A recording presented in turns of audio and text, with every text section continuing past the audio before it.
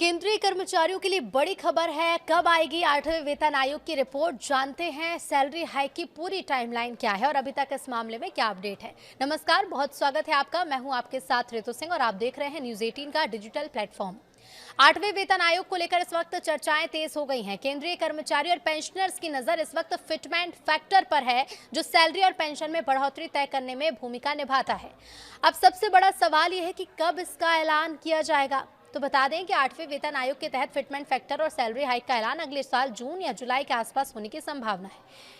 इतिहास ये बताता है कि केंद्र सरकार जब भी कोई नया वेतन आयोग गठित करती है तो उसकी समीक्षा, हितधारकों के साथ बातचीत और अंतिम रिपोर्ट तैयार करने में कम से कम 18 से 24 महीने यानी कि 1.5 से 2 साल का समय लगता है।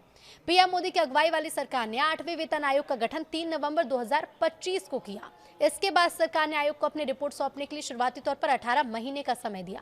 हालांकि हाल ही में विभिन्न विभाग और कर्मचारी यूनियन से सुझाव और ज्ञापन स्वीकार करने की अंतिम तिथि को बढ़ाकर 15 जून 2026 कर दिया गया। अब आयोग द्वारा सभी सुझावों का विश्लेषण करने के बाद शुरुआती 2027 तक अपनी अंतिम रिपोर्ट सरकार को सौंपे जाने की उम्मीद है। आयोग से रिपोर्ट मिलने के बाद वित्त मंत्रालय इसका मूल्यांकन करेगा। पुराने ट्रेंड्स को अगर देखें तो केंद्रीय कैबिनेट द्वारा फिटमेंट फैक्टर और नए सैलरी स्ट्रक्चर का आधिकारिक ऐलान जून या जुलाई 2027 में होने की संभावना है।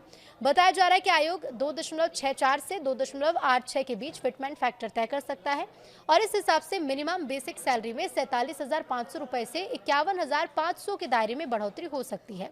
इससे कर्मचारियों की टेक होम सैलरी में सीधे तौर पर 15 से 25% तक की शुद्ध बढ़ोतरी दर्ज की जाएगी। एरियर को लेकर नियम क्या है वो भी जान लीजिए। तो कर्मचारियों के मन में अब ये भी सवाल आ सकता है कि अगर ऐलान 2027 में होगा तो 1 जनवरी 2026 से लेकर घोषणा की तारीख तक के समय का क्या होगा।